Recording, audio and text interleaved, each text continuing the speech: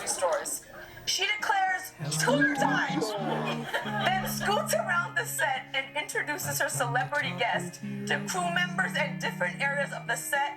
And I was like, oh, okay, like, she's not gonna get better. This is the worst TV show. Hello, how are you? Welcome to today's video. I originally wasn't going to be filming this video because everyone kind of has made a video on the topic of Lilly Singh in some way for years at this point. And so it kind of felt like I was beating a dead horse, but at the same time, the coronavirus struck and now I have so much free time in my hands that I am bored.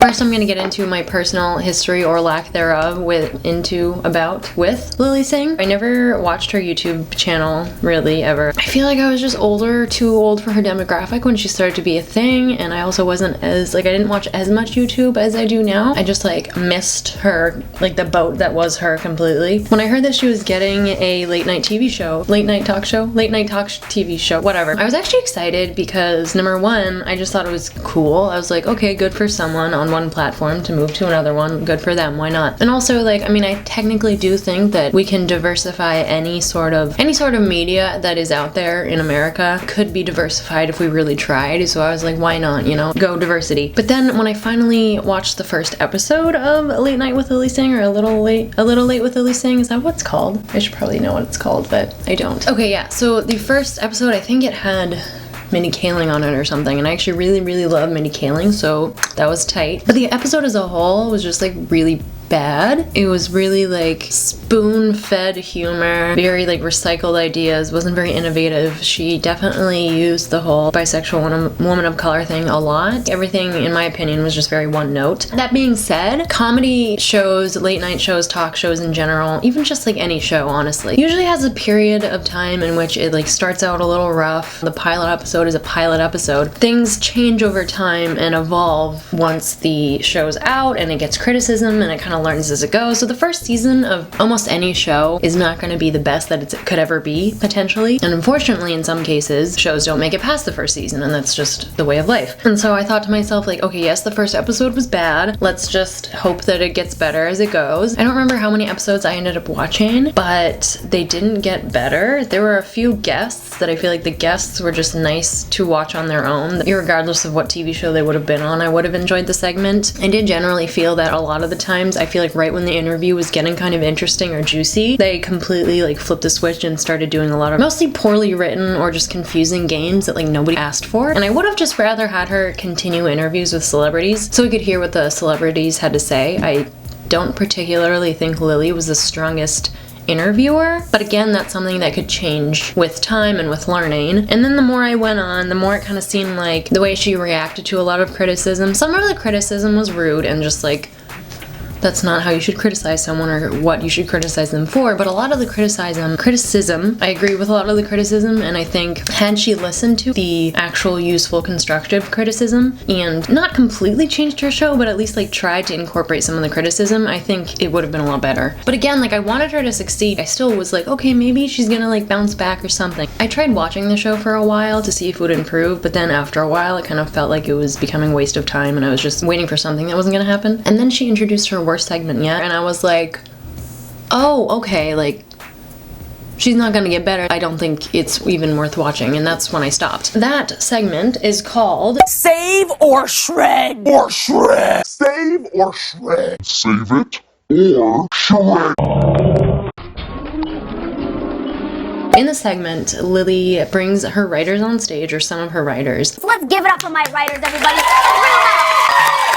Sometimes my writers pitch jokes or bits that I would describe as bad. She reads to the audience a joke that was, or a few jokes, and the audience gets to pick by cheering whether or not they are going to save the joke, which I don't know what that means. I guess they get to put it in a later episode. Anyway, or they shred the joke, which just means Lilly takes the piece of paper and shreds it. Number one, the segment is not funny, and it also goes on for way too long. Number two, from my point of view, the segment didn't start until after there was a lot of criticism about how Lilly isn't a very funny person. To me, seeing this segment come out right after and or around around that criticism. Made me kind of feel like it was her, it's a way for her to skirt the criticism of her being a bad writer and or not funny onto her actual writing team. And I know the writing team is involved in the writing, as is she. For her to be like, hey guys, I know you're criticizing me and my writing, but don't forget, I'm not the only one who's writing here. I do want to add, I do know that a lot of it was pre-filmed. It could also just be that it was weird timing, or just it was very coincidental, because I do know that you can't really go back and change something you already filmed, obviously. Another reason I don't like this segment is because they're taking time from the show that could be spent on actual humor that they could write good jokes for, and they're just kind of hitting this one note of, hey, sometimes our writers write shittier jokes than the ones that make the show. They're using them anyway, even though they're shitty, and it's just like, it's not, the whole concept is not funny enough for me to be like, yes, it was worth me hearing these jokes. It just feels like a huge waste of time. Lily, why didn't you just hire good writers in the first place? And again, I think it's ironic that she is publicly shaming her writers for having bad jokes when she, like, most of her career is that. I have some of the segments queued up and I want to watch them and go through them and maybe like react to specific points. Are my shoes gonna be in the background the entire time? Ay, ay, ay. This is how it works. I'm going to read you a joke or pitch that was rejected, and then I'm going to ask you whether we should save it or shred it. Are y'all ready? How y'all feel? Y'all feel good? Y'all feel good? Isn't this fun? Yeah. Okay, here we She's go. not First a hype up, man. it's like you're playing poker, and if you win, you get to poke her. Who wrote this joke? That's not even. Make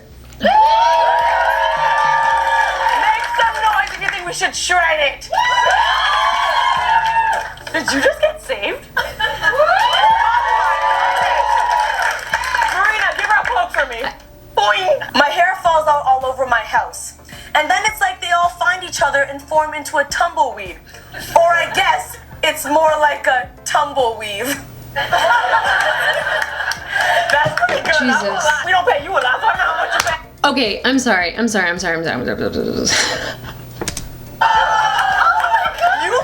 all be Canadian out here. This is not Canadian. Okay. How much you paying these people? Because I know we don't pay you a lot. So I don't know. Okay. Her to say, how much are you paying these people? And they're like, ha ha ha. Okay, Lily, we know now that Swell Entertainment came out with her video, we know that you are struggling to fill the audience and you have paid audience members. So like, do not come at me with that bullshit. Trying to act like you don't. Oh, and then for her to say to the writers, we don't pay you enough. Like, pay your fucking writing staff. Maybe if you paid your writing staff better, they would write actual good jokes for you and your shitty TV show. Okay, now I'm getting mean. I'm sorry. We're not. The next rejected joke is about beauty. Instead of booty go clap, it was booty go crack. That's not comedy. The friend zone is actually an incredible test of stamina for men. How many consecutive weeks can your penis stay hard before completely falling off? Make some noise if you think I should. Okay, they end up saving that joke, and I'm just like, half of these jokes are like other versions of like really old, tired jokes. Like the whole friend zone thing, like we already kind of had those jokes like 10 years ago at this point. A lot of the jokes that they're suggesting for these shows are just recycling of old material. Why is she making silly faces at an adult audience? If they were children, I'd be like, okay. Does she know her audience is filled with adults, like adult human beings? We get Lily one of those seated motorized scooters that people use in grocery stores. She declares, scooter time! Then scoots around the set and introduces her celebrity guest to crew members in different areas of the set while the celebrity sits on her lap. Okay, who wrote this? This is the first, I think this is one of the first ones that I saw. Their first episodes of or segments that I saw of this one. And for her to like be like, who wrote that? Point them out and like single them out. That was where I was like, that was the moment where I was like, why you gotta do your writers like that? What I really dislike about it is how she seems so like, my writers pitch jokes that are really bad. Like, she's never written a bad joke in her life. And I know it's all in good fun, yada yada, but it's just so douchey. It's just also like, the pot calling the kettle black kind of thing, and it's like, girl, can we know which jokes you pitched? No, I need to stop watching those videos. I watch them too much in my life already. I feel bad for Lilly. I mean, it's weird because she's a billionaire or whatever. She has a lot of money, she has a lot of like clout or whatever. So I don't know why I'm feeling bad for someone who clearly is very well off. I can empathize that starting a creative project and it's not going as well as you would hoped that it would.